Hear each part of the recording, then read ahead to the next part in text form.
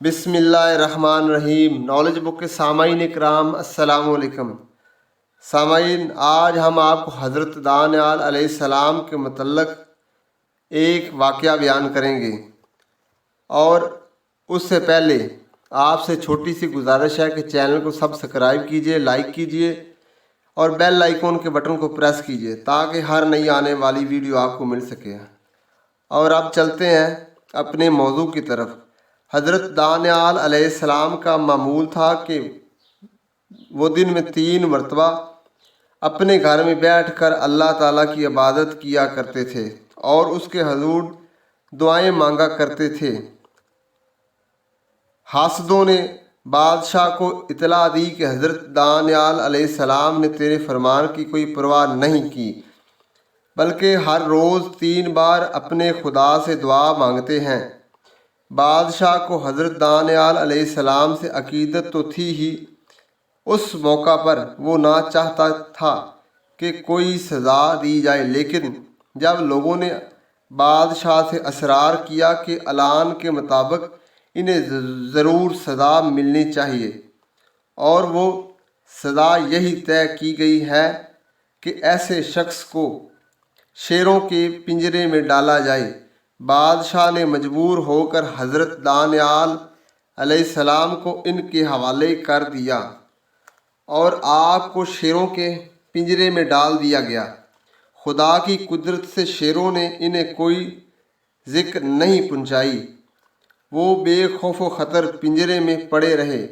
بادشاہ کو پتہ چلا تو وہ خود آیا اور انہیں باہر نکالنے کا حکم دیا۔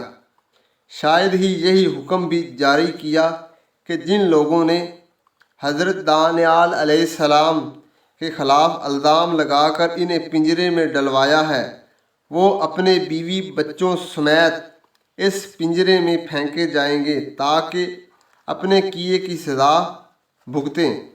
تو رات میں لکھا کہ دارا کو پسند آیا کہ مملکت میں 120 ناظم مقرر کرے جو مملکت پر حکومت کریں، اور ان پر 3 وزیر ہوں، جن میں سے ایک دانیال تھا۔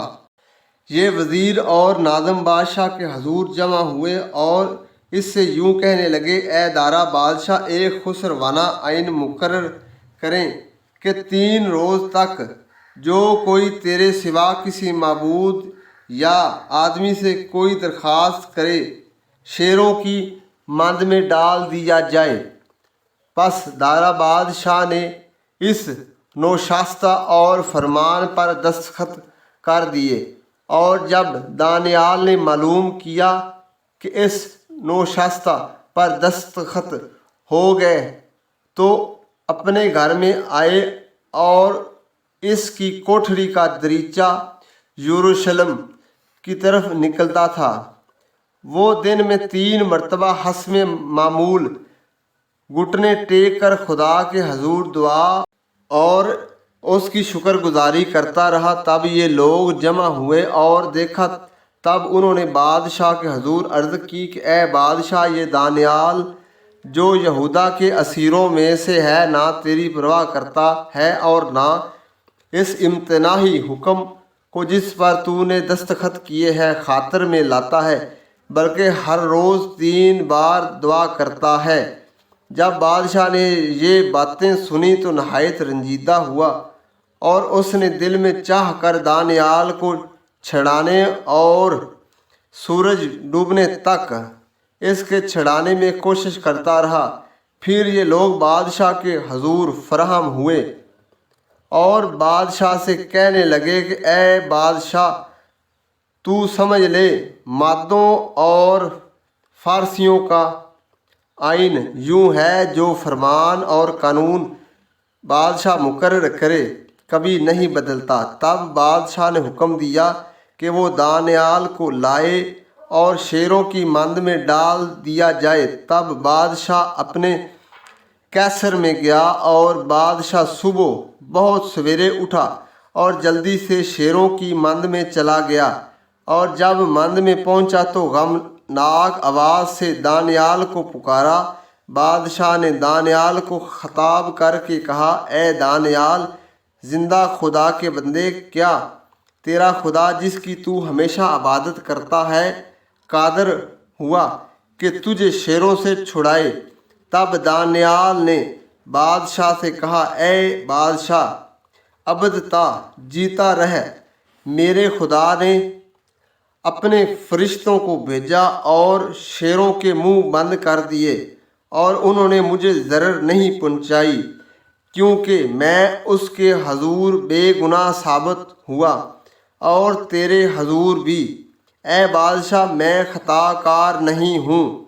پس بادشاہ نہایت شادماں ہوا اور حکم دے کر دانیال کو اس من سے نکالیں۔ پس دانیال اس من سے نکالا گیا اور معلوم ہوا کہ اسے کچھ ضرر نہیں پہنچی، کیونکہ اس نے اپنے خدا پر توکل کیا تھا۔ اور بادشاہ نے حکم دیا کہ وہ ان شخصوں کو جنہوں نے دانیال کی شکایت کی تھی لائے اور ان کے بچوں اور بیویوں سمیت ان کو شیروں کی مند میں ڈال دیں، اور شیر ان پر غالب آئے اور اس سے بیشتر کے مند کی تہ تک پہنچے۔ شیروں نے ان سب کی ہڈیاں توڑ ڈالیں۔